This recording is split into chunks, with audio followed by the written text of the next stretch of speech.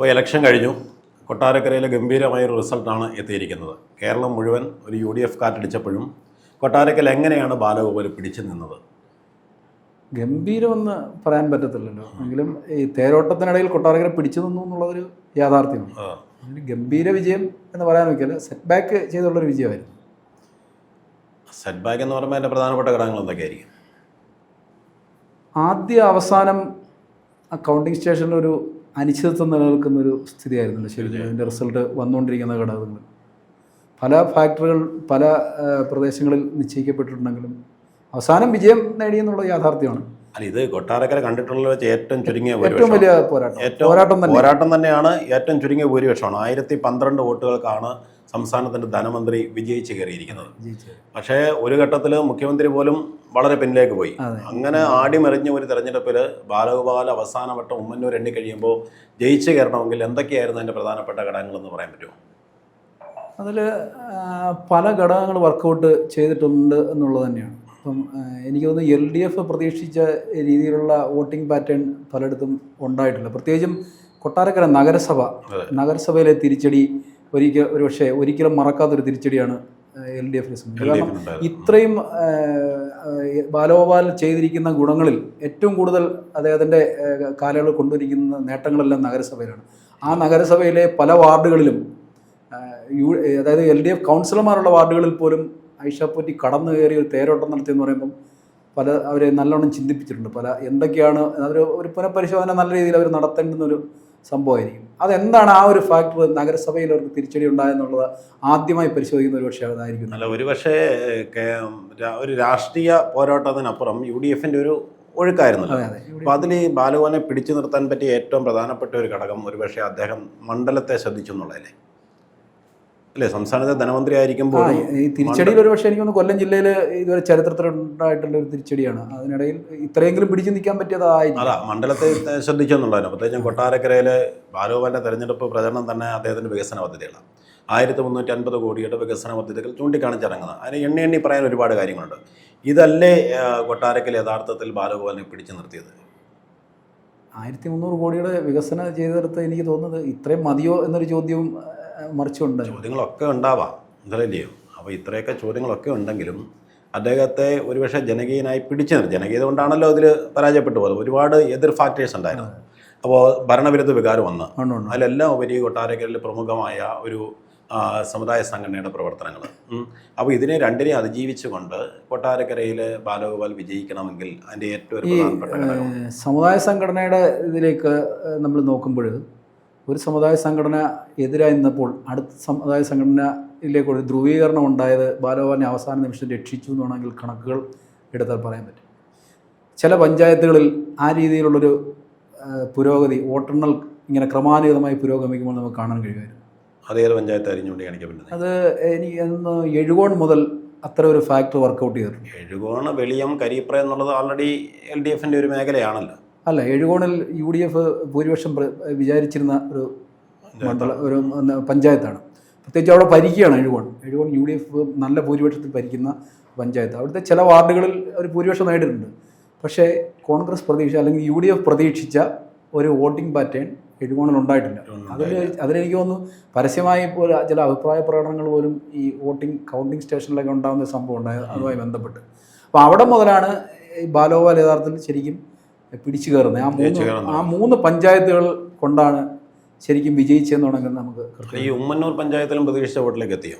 ഉമ്മന്നൂർ പഞ്ചായത്തിൽ ഉമ്മന്നൂർ പഞ്ചായത്തിൽ UDF പ്രതീക്ഷിച്ച വോട്ടിലേക്ക് എത്തിയെന്ന് പറയാം.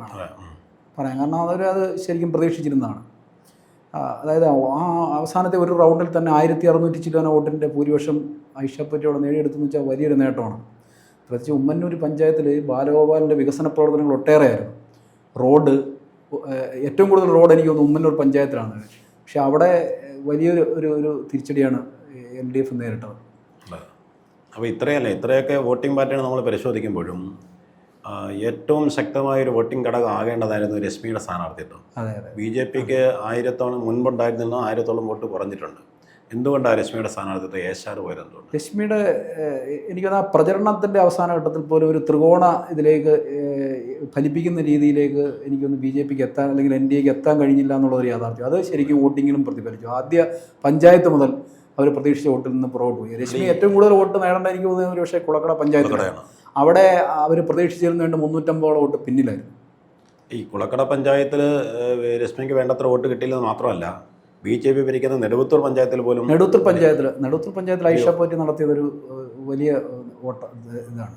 അല്ല, അന്നേരം ഈ BJPയുടെ വോട്ടുകൾ എങ്ങോട്ട് പോയി? BJPയുടെ വോട്ട് അതിപ്പോൾ തന്നെ എനിക്ക് തോന്നുന്നത് പല ചർച്ചയായിട്ടുണ്ട് എന്ന് തോന്നുന്നു. മണ്ഡലത്തിൽ പല നേതാക്കളും ഇത്തരത്തിലുള്ള അഭിപ്രായത്തിലേക്ക് കടന്നിട്ടുണ്ട്. ഒരുപക്ഷെ അടുത്ത ദിവസങ്ങളിൽ ബൂത്ത് തലത്തിലുള്ള വോട്ടുകളൊക്കെ ഒന്ന് അനലൈസ് ചെയ്യുമ്പോൾ ഏറ്റവും കൂടുതൽ മറുപടി പറയേണ്ടി വരുന്നത് BJP വോട്ടുകൾക്കായിരിക്കും. രശ്മി ഇത്രത്തോളം ഒരു ഹൈലൈറ്റ് കാൻഡിഡേറ്റായി സംസ്ഥാന നേതൃത്വം തന്നെ അവതരിപ്പിക്കുന്നു. വേണ്ടത്ര പെർഫോമൻസിലേക്ക് വരാൻ കഴിയുന്നില്ല. സാമ്പത്തികമായിട്ടാണെങ്കിലും വലിയ രീതിയിലുള്ളൊരു വിപ്ലവം സൃഷ്ടിച്ച പ്രചരണമൊക്കെ ഉണ്ടായി. എന്നാലത് വോട്ടിങ്ങിൻ്റെ കുറവ് എനിക്ക് തോന്നുന്നു സംസ്ഥാന നേതൃത്വത്തിന് തന്നെ മറുപടി പറയേണ്ടി, ദേശീയ നേതൃത്വത്തിലൊക്കെ മറുപടി കൊടുക്കേണ്ടി വരും. അതിലും അപ്പുറം മറ്റൊരു കാര്യം കൂടിയുണ്ട്. സംസ്ഥാനത്ത് തന്നെ UDFൻ്റെ ആദ്യ വിസ്മയമായിട്ടാണ് ഐഷ പോറ്റി അവതരിപ്പിച്ചത്. ഐഷ പോറ്റിക്ക് കഴിഞ്ഞ തവണ ലക്ഷ്മി പിടിച്ചതിനേക്കാൾ ഒരു 4000 വോട്ട് അധികത്തിൽ പിടിക്കാനേ കഴിഞ്ഞുള്ളൂ. അത്രേ കഴിഞ്ഞു. അപ്പോൾ ഇങ്ങനെയുള്ള ചില ചോദ്യങ്ങൾക്കൊക്കെ ഉത്തരം നൽകേണ്ട വളരെ സജീവമായി നിലനിൽക്കുന്ന ചില ചോദ്യങ്ങളാണ്. ഇനിയിപ്പോൾ ഐഷ പോറ്റിയുടെ രാഷ്ട്രീയ ഭാവി എങ്ങനെയായിരിക്കും? ഐഷ പോറ്റിയെ സംബന്ധിച്ച് എനിക്ക് തോന്നുന്നത് ഈ UDF സർക്കാരിൽ ശ്രദ്ധേയമായ ഏതെങ്കിലും ഒരു സ്ഥാനം അവർക്ക് ഉറപ്പാണ്. കാരണം 1000-ൽ ചില്ലാന വോട്ടിൻ്റെ ഭൂരിപക്ഷം സംസ്ഥാന തലത്തിൽ തന്നെ ശ്രദ്ധയാകർഷിച്ച ഒരു മത്സരമായി കൊട്ടാരക്കരയെ മാറ്റാൻ കഴിഞ്ഞു. അവസാന നിമിഷം വരെ, അതിൻ്റെ അവസാന റൗണ്ട് വരെ ആര് ജയിക്കും എന്നുള്ള നിലയിലേക്ക് മത്സരത്തെ കൊണ്ടെത്തിക്കാൻ കഴിഞ്ഞു എന്നുള്ളത് വലിയൊരു മത്സരം വളരെ ടൈറ്റ് തന്നെയായിരുന്നു. ഐഷ പോറ്റി ശ്രദ്ധിക്കപ്പെടുന്ന രീതിയിലേക്ക് മാറിയിട്ടുണ്ട് കൊട്ടാരക്കരയിലെ. അവരുടെ ജനകീയത മുഴുവൻ വോട്ടായി മാറി എന്നുള്ളതാണ് പ്രധാനപ്പെട്ട ചോദ്യം. അങ്ങനെ അത് പരിശോധിക്കേണ്ടുന്ന ചില സംഭവങ്ങൾ. പക്ഷേ 5 വർഷം പൊതുപ്രവർത്തന മേഖലയിൽ നിന്ന് മാറി നിന്നിട്ട് ഒരു രാഷ്ട്രീയ രംഗത്തേക്ക് ഇറങ്ങി ഇത്രത്തോളം വോട്ട് ക്യാമ്പയിൻ ചെയ്തു എന്ന് പറഞ്ഞാൽ എനിക്ക് തോന്നുന്ന ഒരു വിജയമായിട്ട് വിലയിരുത്താൻ പറ്റും. അത് ശ്രദ്ധേയമായൊരു മത്സരം കൊട്ടാരക്കരയിലേക്ക് മാറ്റാൻ ഐഷ പോറ്റി കഴിഞ്ഞു എന്നുള്ളത് കഴിഞ്ഞു. വളരെ കറക്റ്റാണ്. പ്രത്യേകിച്ച് മൈലം പഞ്ചായത്ത് LDF മൃഗീയ ഭൂരിപക്ഷത്തിൽ ഭരിക്കുകയാണ്. അവിടുത്തെ മൈലത്തിൻ്റെ പടിഞ്ഞാറൻ മേഖലകൾ ഒഴിച്ച് ബാക്കി എല്ലായിടവും ഐഷ പോറ്റിക്കായിരുന്നു. മൈലം പഞ്ചായത്തിൽ മാത്രമല്ല നെടുവത്തൂർ. അതെ, മൈലം പഞ്ചായത്തിനെ സംബന്ധിച്ച് മൃഗീയ ഭൂരിപക്ഷം LDF ഭരിക്കുന്ന പ്രദേശം. അവർ LDFൻ്റെ കോട്ടയെന്ന് വിലയിരുത്തപ്പെടുന്നു.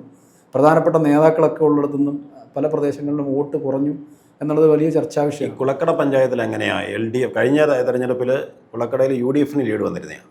ഈ തെരഞ്ഞെടുപ്പ് വന്നപ്പോൾ അത് ബാലോപാൽ ലീഡായത് എങ്ങനെയായിരിക്കും? കുളക്കട പഞ്ചായത്തിൽ എനിക്ക് തോന്നുന്നു ഏറ്റവും കൂടുതൽ ലീഡ് ഈ മാവടി പ്രദേശത്തു നിന്നാണ്.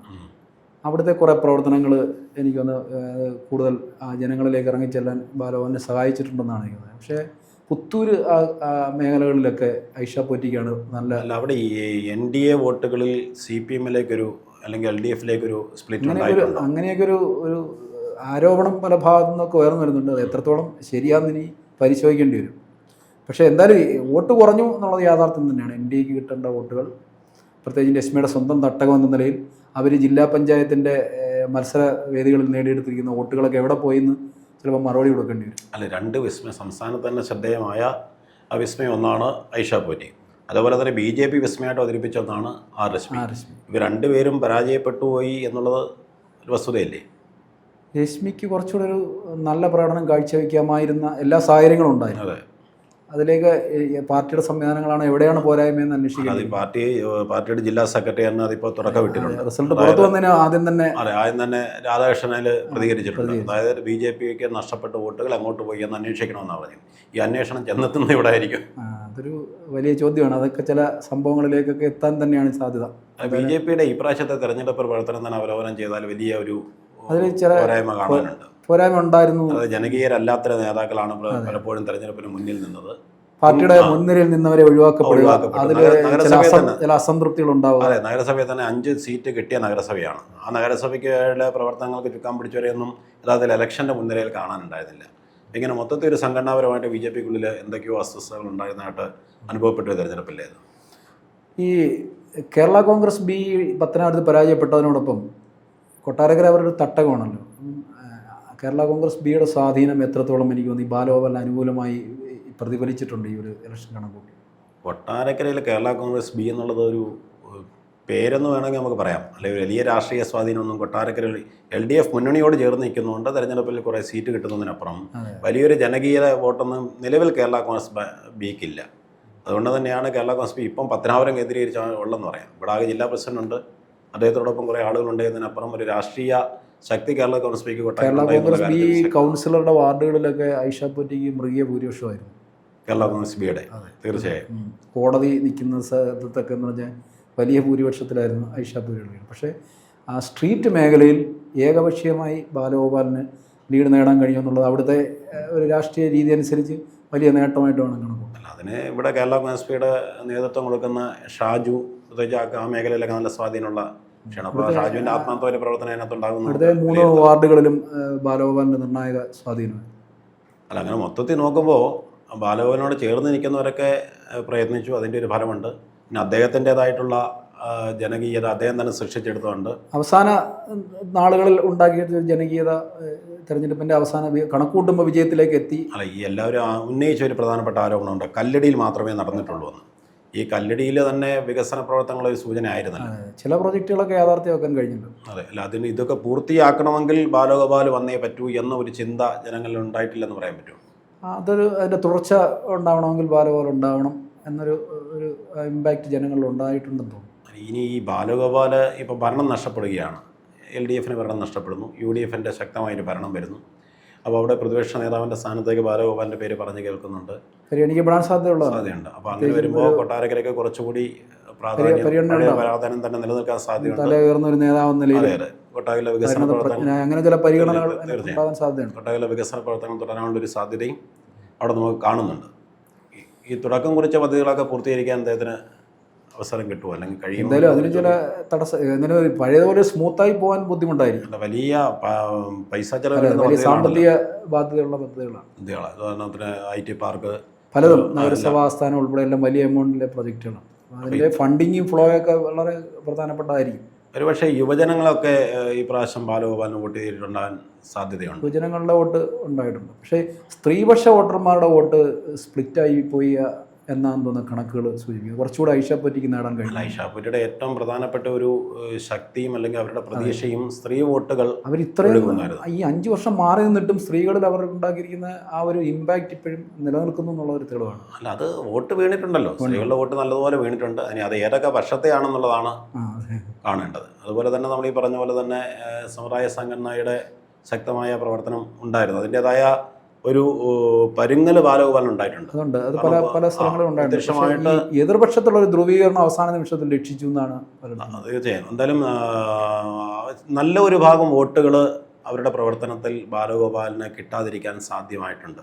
കാരണം നമുക്ക് വോട്ടിംഗ് പാറ്റേൺ നോക്കുമ്പോൾ തന്നെ മനസ്സിലാകാം, ശക്തിയുള്ള കേന്ദ്രങ്ങളിലൊക്കെ നല്ലതുപോലെ വോട്ട് കുറഞ്ഞിട്ടുണ്ട്. ഈ ജയിച്ചു കഴിഞ്ഞപ്പം പല ന്യായങ്ങളും പറയുമെങ്കിലും ഇടതുമുന്നണി പോലും ഇത്ര നേരിയ ഭൂരിപക്ഷം പ്രതീക്ഷിച്ചിരുന്നില്ല എന്ന് വേണം നമുക്ക് കണക്കൂട്ടാൻ. അവരുടെ പല കണക്കൂട്ടലുകളിലും ഇത്രയും വന്നിട്ടില്ലായിരുന്നു.